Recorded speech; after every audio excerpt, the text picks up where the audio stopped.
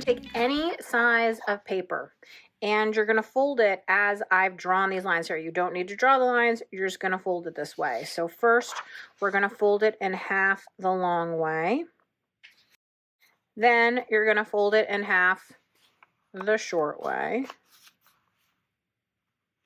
Then you're going to fold back these halves on this side and then on the other side. Okay, so now you should have folds, right, that mimic the lines that are here. I've done the lines just so that you can see things more clearly. Now where this red line is, you want to cut.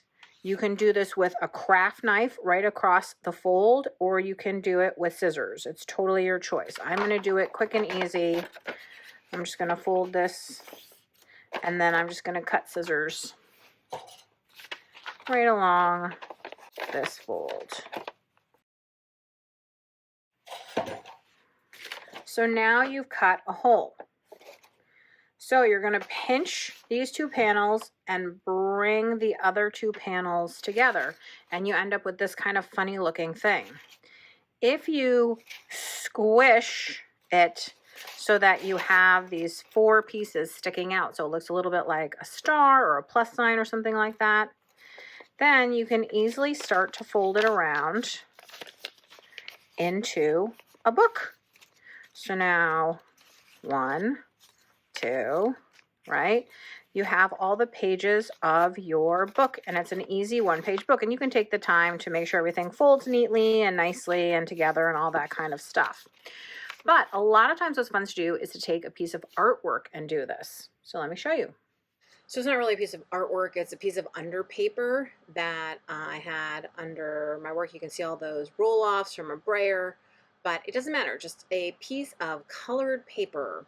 And I'm folding it exactly like we did the little piece of copy paper. I just didn't draw the lines this time. So I folded it in half the long way, and now I'm folding it so that there are 4 panels going across the other way, and then I'm going to unfold it so that I can see the crease. It's a little big for scissors, so I put a cutting mat underneath, and I'm going to use a craft knife and a metal edged ruler and cut open that slot in the middle. This is sulfite paper, by the way, which is like a acid-free version of construction paper is the best way that I can think to put it. So now I'm simply folding it around so that it's in a book.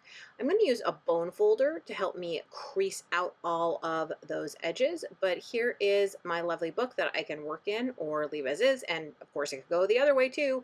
You haven't decided which way your book goes. Isn't that cool and easy?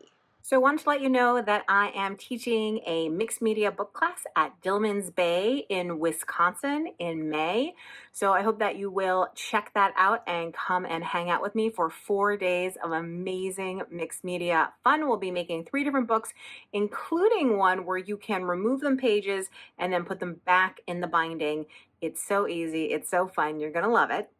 I also want to let you know that I do teach an annual online class called March of Artist Books. So if you're interested in books, if you're interested in any mixed media fun, I hope you'll check out all my classes at balzerdesigns.com or membership at myartpractice.com.